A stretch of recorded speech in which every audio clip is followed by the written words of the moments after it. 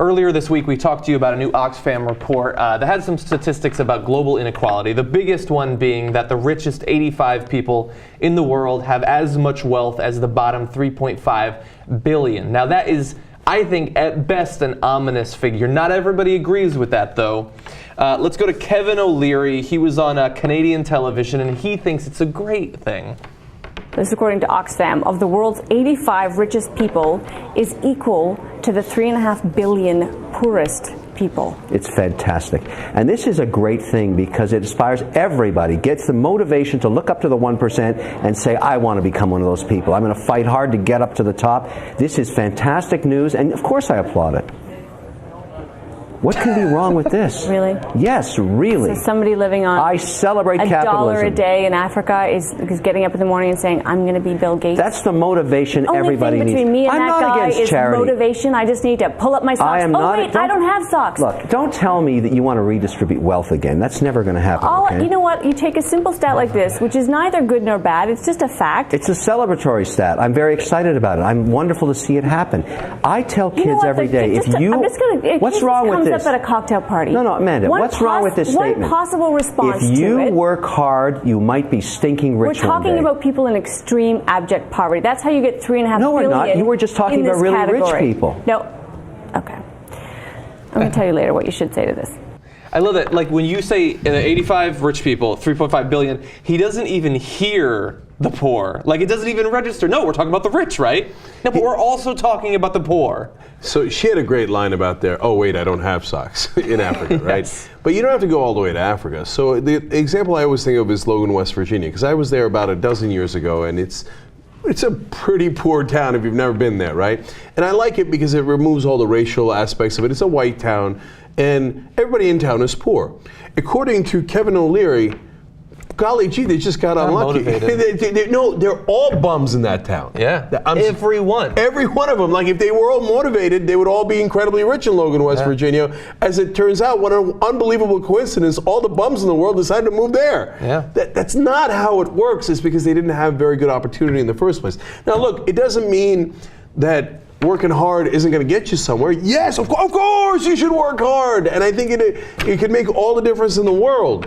But those two things are not mutually exclusive. That it's harder for you in Logan, West Virginia. It's harder for you in the Bronx. Certainly harder for you in sub-Saharan Africa, right?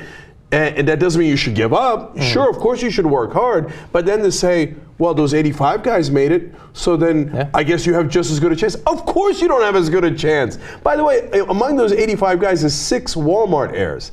They didn't even do anything. Their dad, okay, bless his heart. I mean, a lot of people won't bless his heart because he did a lot of questionable things to get them their wealth, Sam Walton. But I'll give it to him, right? But the heirs, the 6 heirs of the Walmart fortune, motivated for what? To not be poor anymore. They just won the gene pool lottery. Yeah. That's all. The Koch brothers, who actually did increase their wealth, also inherited $400 million.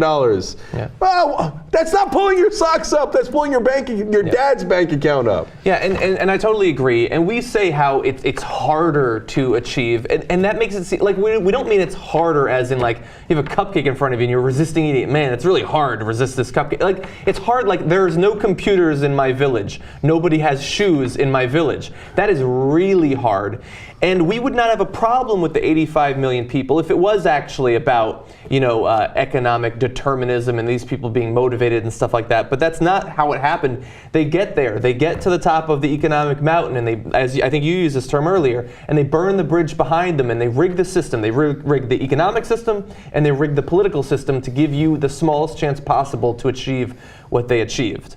And so he's in Canada. I don't know who that reporter was, but I want to see more of her because I love the fact that she called him on his bullshit. Yeah, that's apparently Amanda Lang, and I like it a lot. And look, one more thing on this. No one knows that it's possible better than I do. My family does, right? Yeah. My father grew up as a very poor farmer in southeastern Turkey in a tiny little town, right? And how did he get to where he is now? He did 2 things, but usually the guys like Kevin OLeary will only tell you about one of them. One of them was that he worked his ass off, right? They got up at 4 in the morning to go literally separate the wheat from the chaff, which turns out to be a real pain in the ass. Okay.